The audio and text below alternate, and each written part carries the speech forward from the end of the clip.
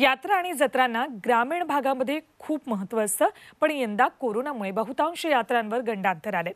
पश्चिम महाराष्ट्र आणि उत्तर कर्नाटकातल्या लाखो भाविकांचं श्रद्धास्थान असणाऱ्या यल्लम्मा देवीची यात्रा सुद्धा यातून सुटलेली नाही।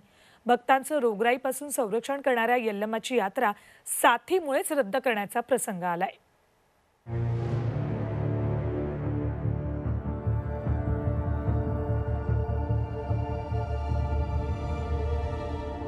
पापक्षालन, पापमुक्ती, रोगराईपासून संरक्षण आणि इच्छा पूर्ण करणारी देवी म्हणून बेळगाव जिल्ह्यातील श्री यल्लम्मा देवी ओळखली जाते।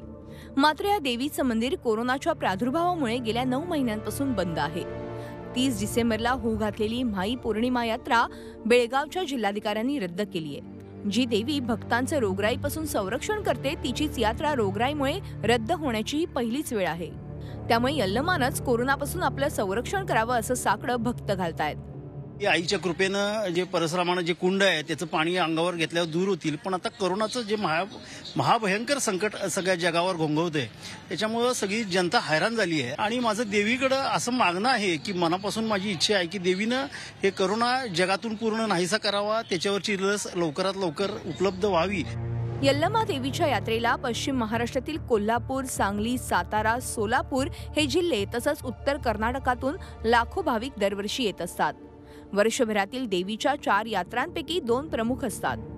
म्हाई पौर्णिमेची यात्रा रद्द झाल्यामुळे ठिकठिकाणी होणाऱ्या रेणुका देवीच्या अंबिल यात्राही रद्द झाल्यात। कोरोनाच्या पायात रद्द झालेली आहे ही यात्रा। आता तिकडे यात्रा जर आम्ही जर घेऊन गेली तर इथं आपण आंबील करावे ते काकणं बांगडी वाढली तर बांगड्याच वाढलं नाही तर आम्ही जग नेलं नाही तर इथं आंबील करणार कसे तुम्ही? देवाचं महत्व पाहिजे का नको?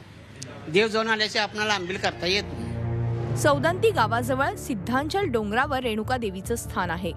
मलप्रभा नदीच्या काठावर हे मंदिर ती बहुजनांची देवी म्हणून ओळखली जाते।